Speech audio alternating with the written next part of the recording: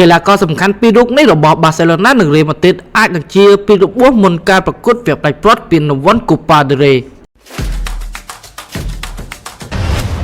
ឧបត្ថម្ភដោយមីហិល7យ៉ាងកូរ៉េណូរសជាតិដើមពីប្រទេសកូរ៉េឆ្ងាញ់ជាប់ចិត្តអ្នកចាំទីស្ទើហ្គេននិងគីលីនអឹមបាប៉េបានជាសះស្ដែបពីរបួសទាន់ពេលវេលាមុនការប្រកួតវគ្គផ្ដាច់ព្រាត់ពានរង្វាន់កូប៉ាដេរ៉េរវាងក្រុមអ្នកមានបទ FC បាសេឡូណានិងអាត្លេតិករ៉េម៉ាឌ្រីតនៅថ្ងៃអាទិត្យទី27សប្តាហ៍នេះអ្នកចាំទីរបស់ FC បាសេឡូណាកីឡាករស្តេហ្គេនបានសម្រាប់នៅក្រៅទីលានអស់រយៈពេលជិត1រដូវកាលមកហើយពោលគឺតាំងពីខែកញ្ញាឆ្នាំ2024មកម្លេះដោយសាររបួសដាច់តសជង្គង់ ACL អំឡុងការប្រកួតដោយឡែកខ្សែប្រយុទ្ធរបស់អាត្លេតិករ៉េម៉ាឌ្រីតកីឡាករគីលីនអឹមបាប៉េបានរបួសកជើងខាងស្ដាំអំឡុងការប្រកួតជើងទី2វគ្គ8ក្រុមចុងក្រោយពានរង្វាន់ Champions League ដែលរ៉េម៉ាឌ្រីតបរាជ័យក្រៅថ្មីជើងអាសនល2-1កាលពីថ្ងៃទី17ខែមេសាកន្លងទៅទោះបីយ៉ាងណាក៏ដោយអ្នកកាសែតអ៊ីតាលីលោក Romano បានហាមថាកីឡាករទាំងពីរខាងលើសុទ្ធសឹងតែចូលវឹកហាត់វិញហើយពួកគេនឹងមានឈ្មោះប្រកួតនៅវគ្គផ្ដាច់ព្រាត់ពានរង្វាន់ Copa del Rey នាថ្ងៃអាទិត្យចុងសប្តាហ៍នេះអរគុណបងប្អូនអរគ្នាសម្រាប់ការតាមដានទស្សនា